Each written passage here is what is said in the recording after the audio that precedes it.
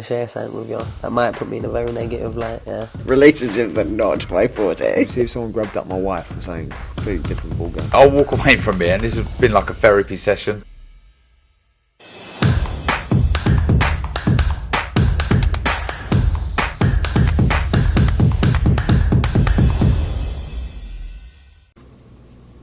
This is COLM McGuigan for IFL TV, proudly sponsored by Everlast.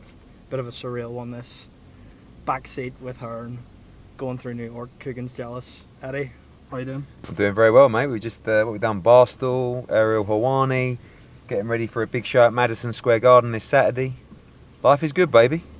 Talk to me about how big this show is on Saturday and how much it's crucial in Matchroom's plans going forward for Serrano, Taylor. Yeah, I mean, we're coming off the back of probably one of the greatest events in the history of Madison Square Garden.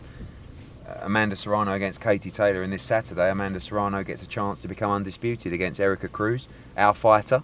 Of course, everyone's looking for Amanda Serrano to be victorious and set up that fight with Katie Taylor, but it's going to be a very tough fight for Alicia Baumgardner, who we're very proud of. It's an incredible story. She gets a chance to be undisputed at the weekend. Richardson Hitchens, Ramla Ali, Sky Nicholson, Harley Medeiros, Aaron Aponte. It's a big card. Yankee or Riviera, our latest signing. I don't know if anyone's actually asked you this, right? What happens if Serrano does get beat on Saturday night? Because we can't overlook...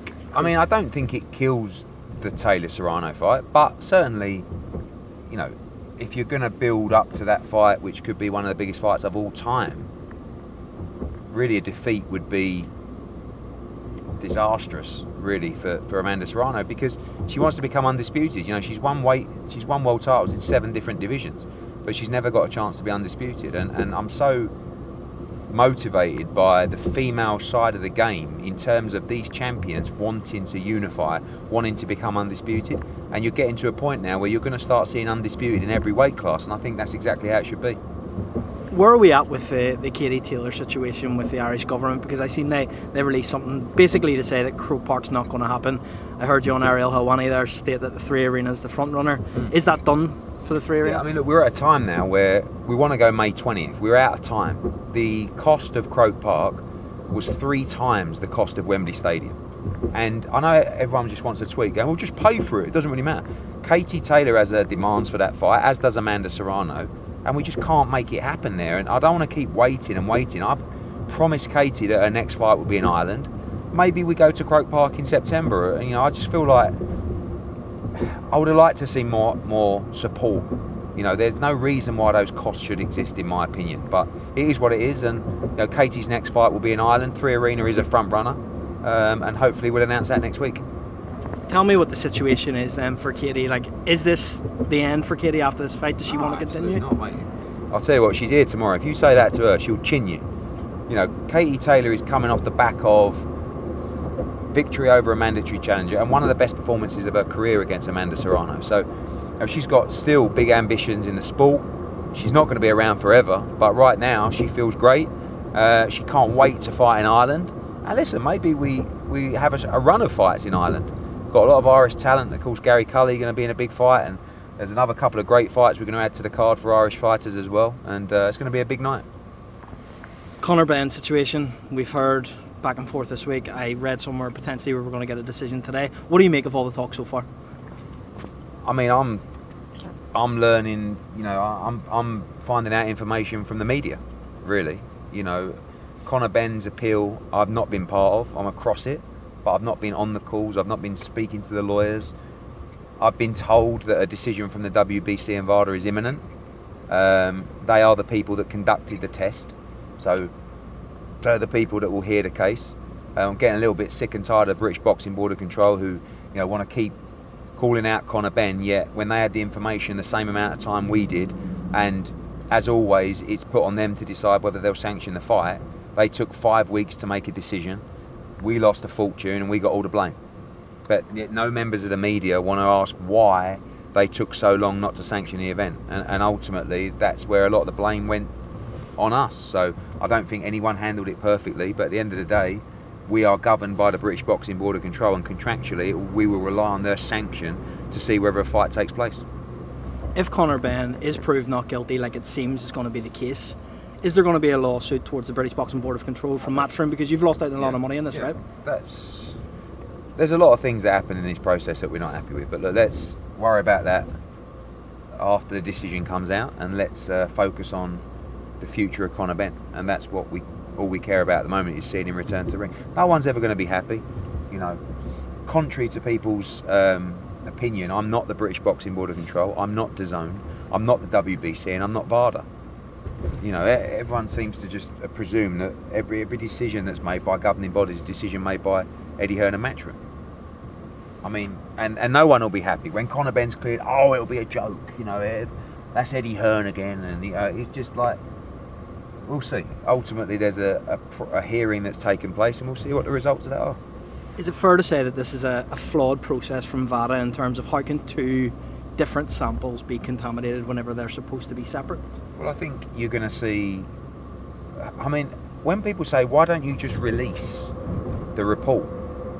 It's a confidential hearing. That's not our decision. That's the process that we have to be part of. So I don't know what's going to come out.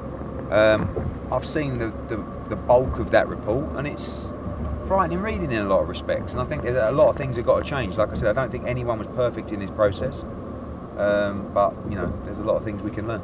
What's the earliest we could see Conor Benn back in the ring then? May. I mean, I think he's in training now. You know, what are we, February, March, April? Yeah, April, May. And you will, you know, you're going to see Conor Benn back around that time. How about a fight against Josh Kelly? Does that make sense? I mean, at this point... Really. I mean, I think he wants the biggest fight possible. And I'm talking more Eubank, Pacquiao, to be thrown Crawford. Yeah, absolutely. I think Conor Benn wants to make up for lost time. He's not really interested in coming out and having a warm-up fight. Certainly not Josh Kelly. Josh Kelly's a very good fighter, but it's not a fight of the magnitude that's available to Conor Benn. So we'll see. Let's get this over this hurdle first, and then we'll see what's next for him. Yarde better be at the weekend. What did you make of that? I thought it was a really good fight. I thought Anthony Yarde was fantastic, showed a lot of heart. Beterbiev, I felt like he was in control for a lot of the fight, and there's just the little things that he does. He's a very good fighter. But, you know, Yarde stopped Rose in that fight. He deserves a lot of credit. Beterbiev against Bivol, probably one of the greatest fights in boxing, and we should look to make that. But obviously, we have Callum Smith, who's mandatory to Beterbiev, and we have Canelo Alvarez that wants to fight Dimitri Bivol. So it's going to be interesting to see what happens, but exciting times. Joshua Buatsi as well. I think Buatsi Yarde is almost like a natural fight now, in all honesty, and we'll see what happens for a number of our fighters. You're in the privileged position that you've got Canelo, you've got Bivol, you've got Callum Smith. Which one of those do you think Beterbiev faces next? Probably Callum Smith. You know, I mean, he's the mandatory. I want to see Callum get his opportunity. I want to see him try and become a two-division world champion. I believe he can beat Beterbiev. And obviously, if he beats Beterbiev, then it's Callum Smith against Dimitri Bivol for undisputed. So we'll see. Beterbiev, you can never write him off. He's a tremendous fighter. Canelo Ryder, there was talks at one stage it might land in the Emirates. Is that dead in the water? Is the fight still going to happen between them two? Yeah, the fight's not done, and John Ryder's definitely in the running for that fight. We still have to negotiate a few things on that fight, but I think you'll see that fight probably in the US or Mexico next. You touched on Joshua Buatsi there. What's his status with Matchroom? I've seen him on the broadcast for BT at the weekend. Is he still contracted with yourselves? When's he likely to be out next? I think that Buatsi needs to make up for lost time. I mean, you know, his contract, he's had his final fight with us, and now we have matching rights moving forward, which, you know, we intend to make sure that he remains a Matchroom fighter, and I think that's his mindset as well. You know, he last fought in May, and we want to see him back in the ring as soon as possible. I think there's some massive fights out there for him. I think that the Anthony Yarde fight is a tremendous fight. Dimitri Bivol, if Callum Smith fights Beterbiev, will be looking to defend his championship prior to the Canelo fight, and I think Joshua Buatsi would be the name we'd be looking to put forward for that fight. Joshua Franklin, you've suggested it was done when you were speaking to Large at Barstool. Is that done, and will it be on April 1st? Oh, there'll be an announcement next week. I think, you know, you are likely to see Franklin as that guy. I think it's a great fight for AJ to come back to. Contrary to the haters who say Joshua's finished, Joshua's done, yet Joshua will knock out Franklin in a couple of rounds, and, you know, Franklin beat Dillian White comfortably, but it's a bad opponent choice for Joshua. I think it's a very difficult fight, you know, to come back to. There's people going to be questioning AJ's confidence. He has a new trainer. There's a lot of pressure on him in that fight, but I can't wait to see him back at the O2, and, you know, I think he's in a good place, and I think he'll put together a sensational performance and make a statement to the division. What's your thoughts on Jake Paul, Tommy Fury? How do you see that one coming? Yeah, good fight. I think exciting fight. A lot of unknowns. It's not going to be an all-time boxing classic, but I think a lot of people will watch it. I'll watch it. Yeah, I like what Jake's doing. You know, I think he's making money. He's working hard in boxing, and there's a lot of pressure on Tommy Fury. But yeah, I like it. I think it's an interesting fight. Do you think you'll venture into this YouTube game again? I know you've said that. I don't think that's YouTube boxing. You know, I don't see Jake Paul as a YouTube fighter anymore.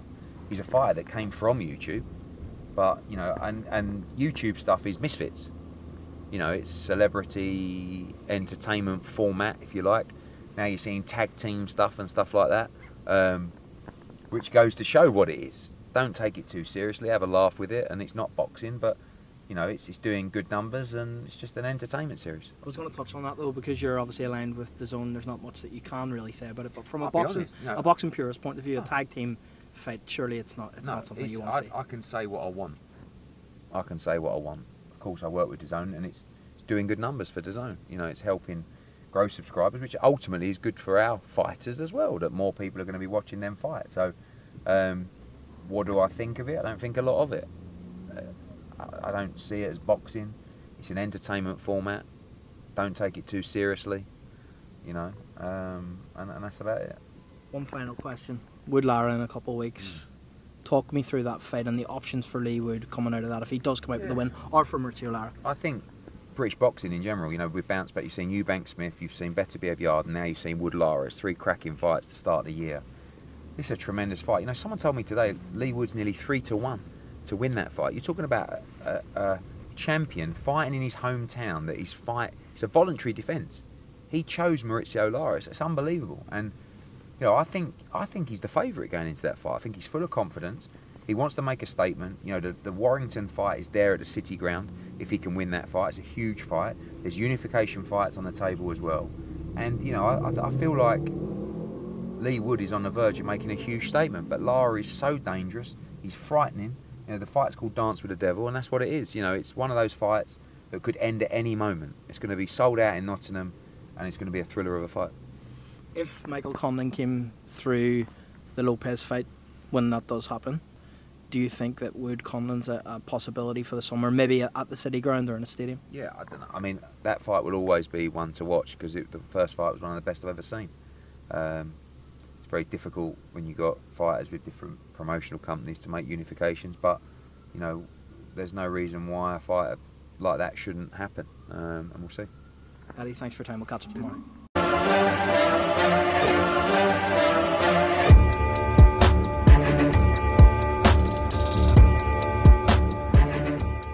I'm going to share something with you. That might put me in a very negative light, yeah. Relationships are not my forte. See if someone grabbed up my wife and saying completely different ballgame. I'll walk away from it, and this has been like a therapy session.